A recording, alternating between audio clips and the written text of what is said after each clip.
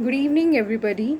Welcome back to yet another daily news analysis of the Hindu newspaper. My name is Nidhi, and I am here to give you the simplest version of the Hindu newspaper. I see that the newspaper which you have in your hand every day, it contains very complex things and it might bore you sometimes. But after listening this whole video, you will get the glimpse of what does newspaper says, and not just what does newspaper says, but I will also tell you behind the structural problem.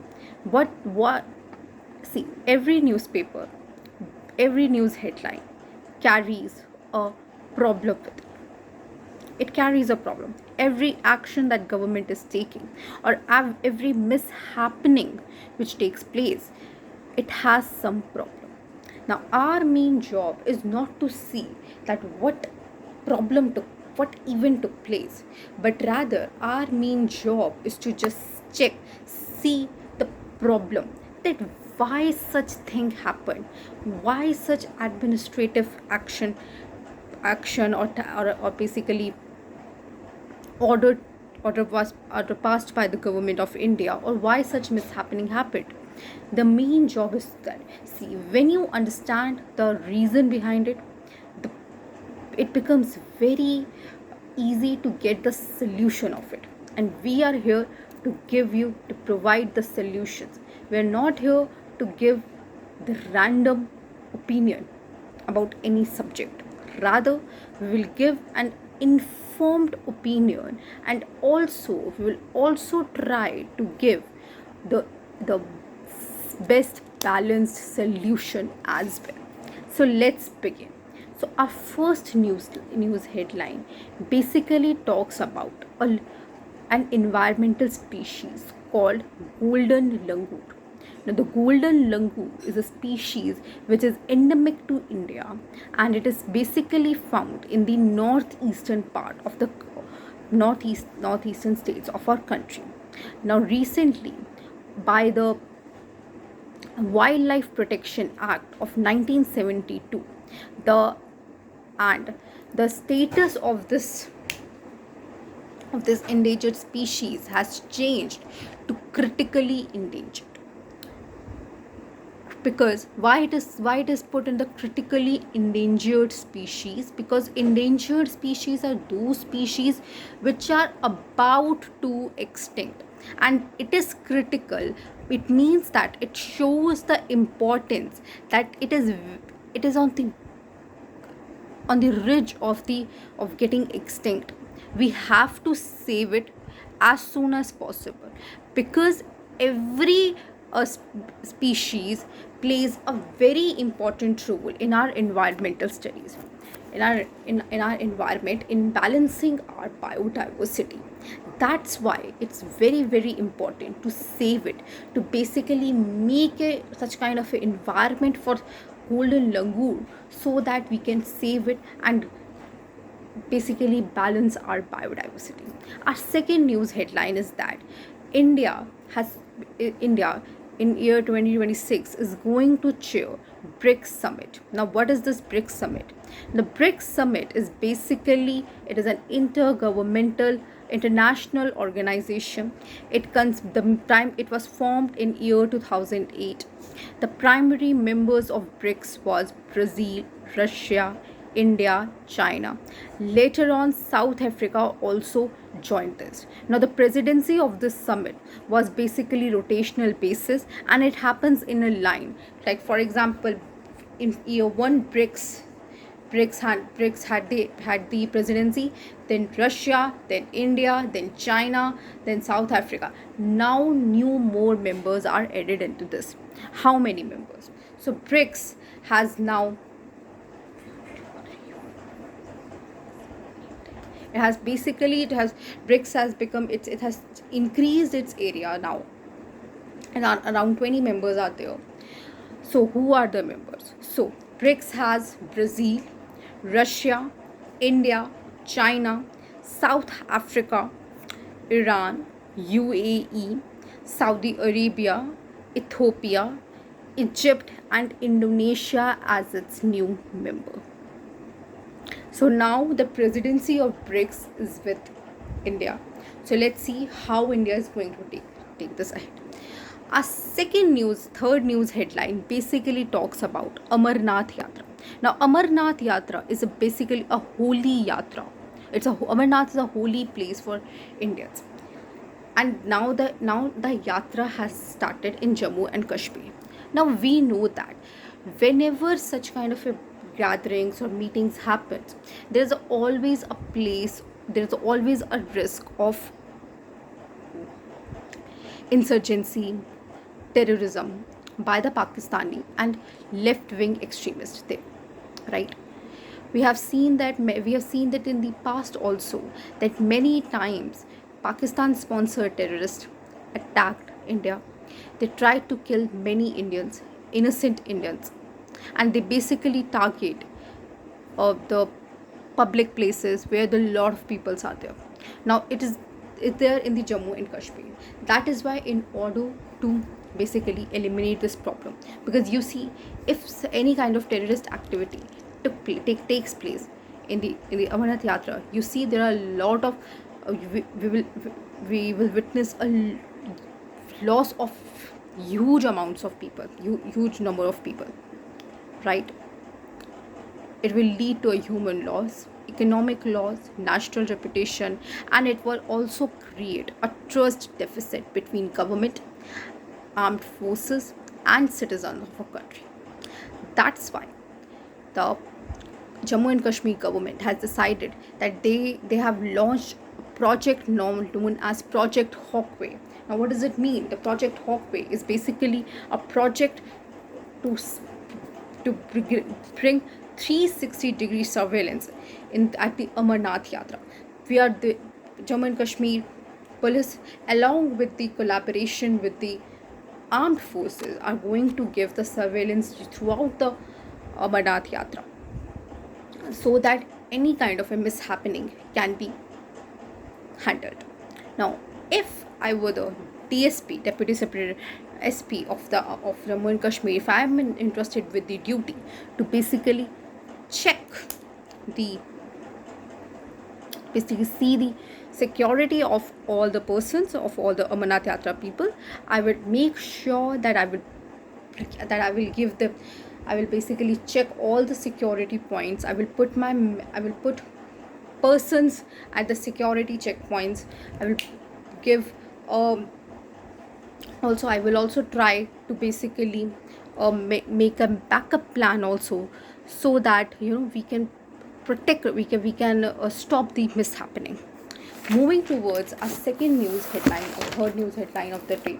So, Government of India has made QR code mandatory for Schedule H2 drugs. Now, what does it mean to be a Schedule H2 drug?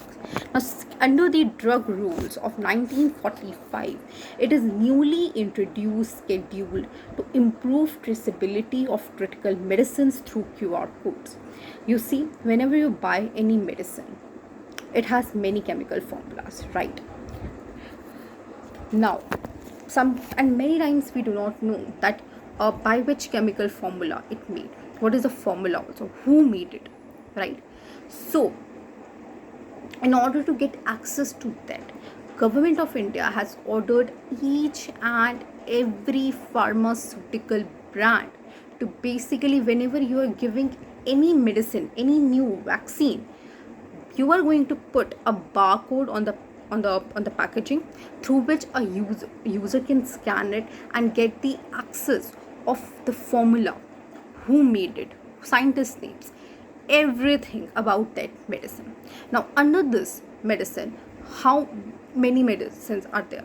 All vaccines, all anti-cancer medications, all antimicrobial, narcotic drugs, and psychotropic drugs.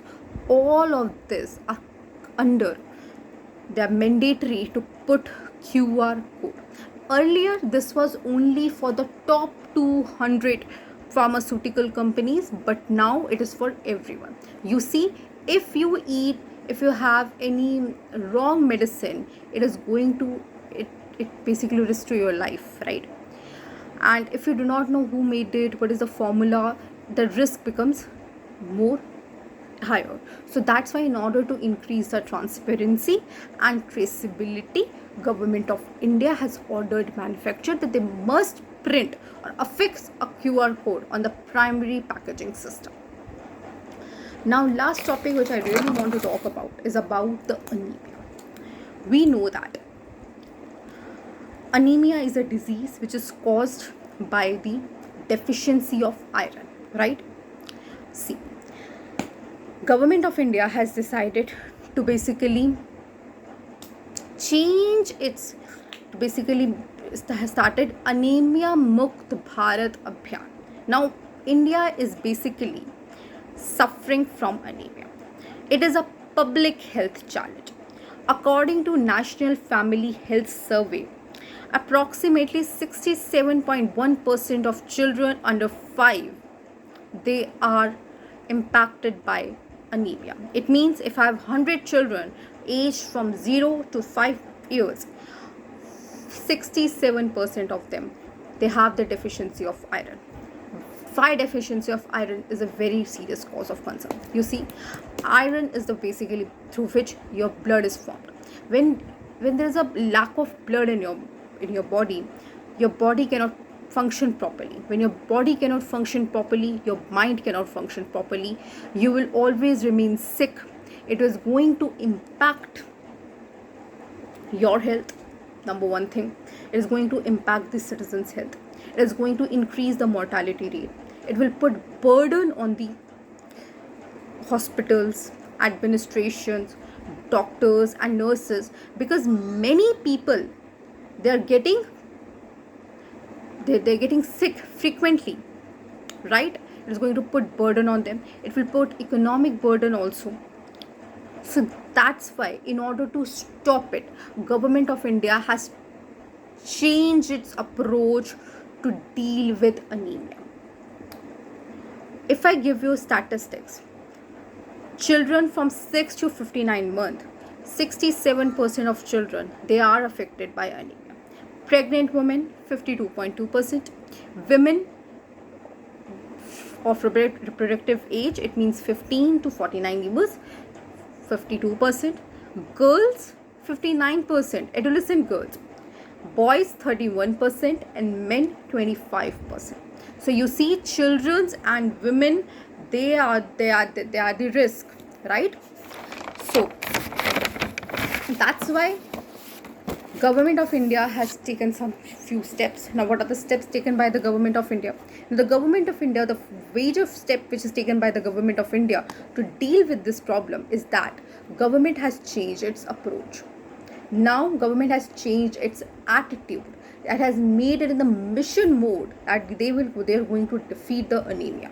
That's why they changed the name from Anemia Mukt Bharat to Anemia Mukt Bharat Abhiyan. Now this name suggests it is in a mission mode.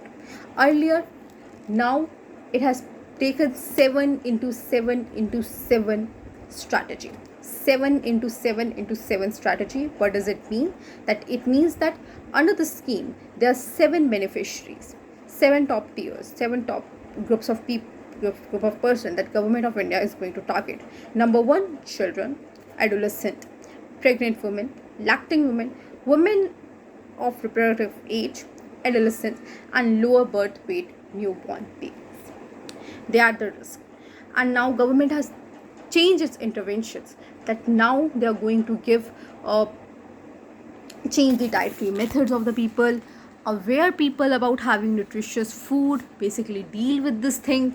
And now digitalization of basically traceability of this Anemia Mukt Bharat Abhiyan has been prospered.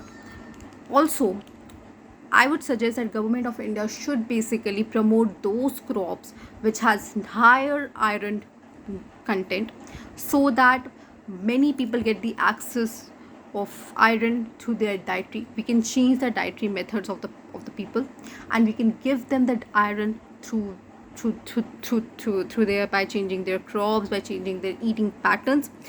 Also, I will also provide a free anemic medicines to women who cannot afford it, Like government of India is now going to give free medicines like ferric carboxyl maltose, which is known as FCM, and iron sucrose to pregnant and lactating mothers.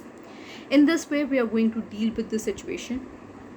Also, we'll also talk about a T4 approach. Like we are going to test the person, we will treat the person, we will going to talk the person, and we will going to, you know, track the person. Like we will treat it, make them calm, we will counsel them that why it is very important to take care of their health, to do some interventions on their health, and we will also track them that once the anemia is gone, we have to change it, it will not come back again. So in this way, we are going to deal with this situation. So that's it for today. We will meet tomorrow with a new news headline, with a new news current affairs. Till then, stay happy, stay safe. Bye bye.